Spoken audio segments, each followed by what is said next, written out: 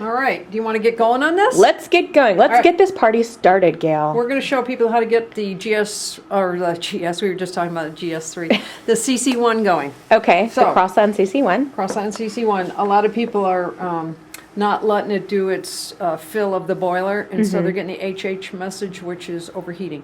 And then also what we've seen too is maybe it's not right out of the gate, but if it's not filled properly, the enough duration, then it will dissipate a little bit, and then you'll see that show up a few days later. Yep. That HH. Yeah, and all you have to do if that shows up is turn the machine off, let it cool down, and it'll reset itself. And then when you turn it on, pull some water. Basic water, come out. So we fill in the water tank here. They recommend using filtered water, and so do we. Not distilled though. And the boiler is the boiler holds 16 ounces. Well, actually, it's almost 17 ounces. It's 500 milliliters. Okay. Or yeah, milliliters. And it came out to be about 16.9 point. Ba, ba, ba, ba, ba. Ba, ba. Okay. So we're plugged in. That would be the first step, right? That's the first step. And you're going to turn the button on over here. There's an on-off button on the side of the machine. Okay? Then you're going to push menu. Did you turn it on? I did. Let me see if the breaker is on. No, it was not. Okay. Okay. So you're going to see that setup going?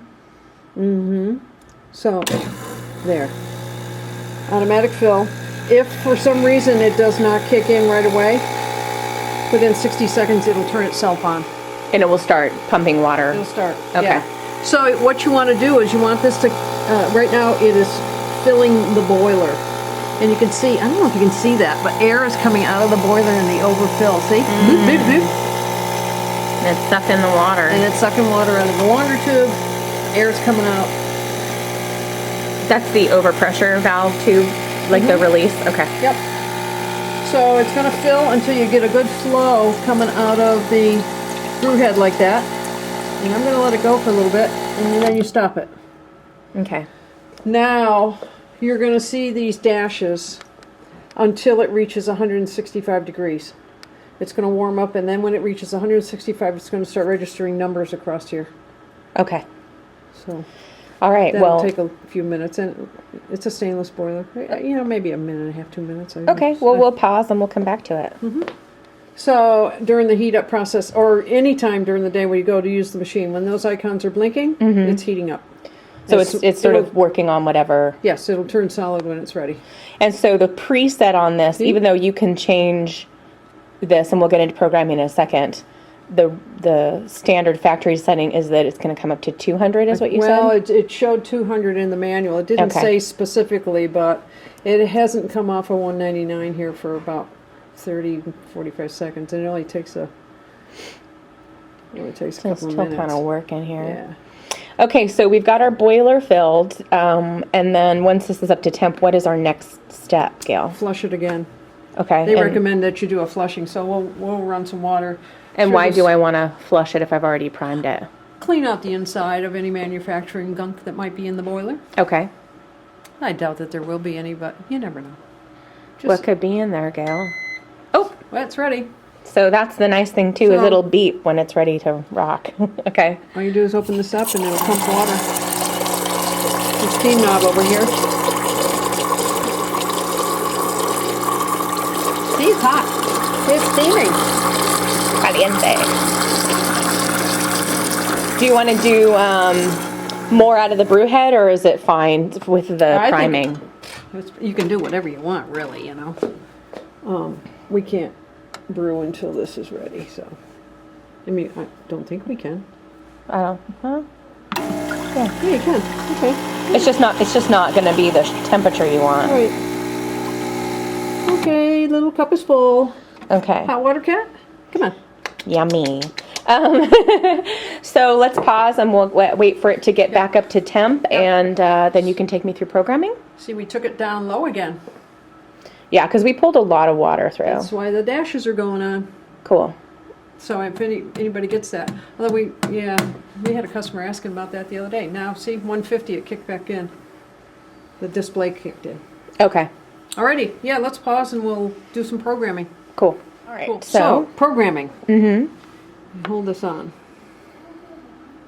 There, now I can program the water temperature, pre-steam, and that's which is the pre-brewing. Okay. That's how many set. Now, let's go back. Okay. We are doing it for the 1 cup. That's what we have up here. If you change it, then it's going to program the 2 cup, or what they call pod. But that's just another program. There's 3 programming modes on this. So 1 you cup, have 2 cup, and the pod. So you have the ability to do all of the different programming elements for 3 separate settings. Right. Okay. And you do the pre-infusion time, the wait time, and then the brew time and temperature.